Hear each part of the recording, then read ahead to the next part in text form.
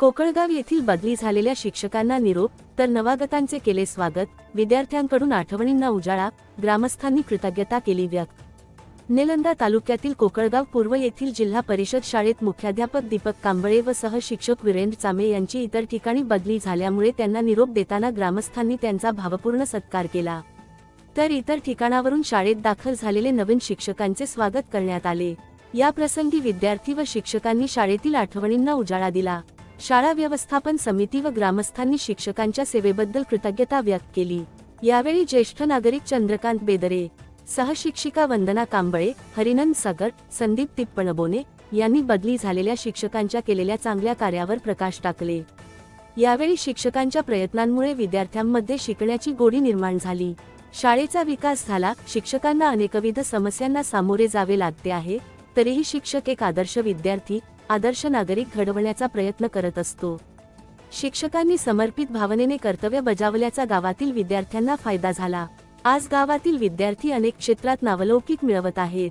येत्या काळातही शाळेच्या विकासासाठी नवीन येणारे शिक्षक प्रयत्न करतील। शिक्षकांनी त्यांच्या कार्यावर निष्ठा ठेवून कार्य करावे अशी अपेक्षा व्यक्त केली। कार्यक्रमासाठी ज्येष्ठ नागरिक चंद्रकांत बेदरे, अनिल पाटील, बुराप्पा मंगणे, संतोष वांजरवाडे, प्रदीप कांबळे, संजय पाटील, सदाशिव पाटील, शिवानंद मंगणे, माधवराव सूर्यवंशी तसेच सर्व शिक्षक आदी उपस्थित होते।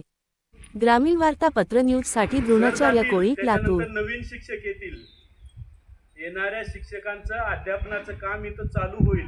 परंतु या शिक्षकांनी जे प्रेम दिलं, तुम्हाला जो वेळ दिला, जे ज्ञान दिलं, जे प्रेमाची वागणूक दिली, कदाचित त्या शिक्षकासोबत इतकी अटॅचमेंट होण्यासाठी तुम्हाला पुन्हा 7-8 वर्षाचा काळ त्या ठिकाणी जावं लागणार आहे आणि 7-8 वर्ष तुम्ही या शाळेमध्ये कदाचित राहणार। मग जे विद्यार्थी या शाळेमध्ये आहेत, ज्या शिक्षकाच्या सहवासामध्ये शिकलात, असे शिक्षक तुम्हाला आयुष्यभर, आयुष्याच्या प्रत्येक पायरीवरती, प्रत्येक वळणावरती तुम्हाला त्या ठिकाणी आठवत राहणार आहे। प्रत्येकाला सुचत असतं वेगवेगळ्या व्यक्तींना। मग आम्हाला आमच्या स्टाफपैकी ज्याला कोणाला एखादी चांगली मुलांच्या दृष्टीनं गोष्ट सुचली ती आम्ही कांबळे सरांसमोर मांडायचो।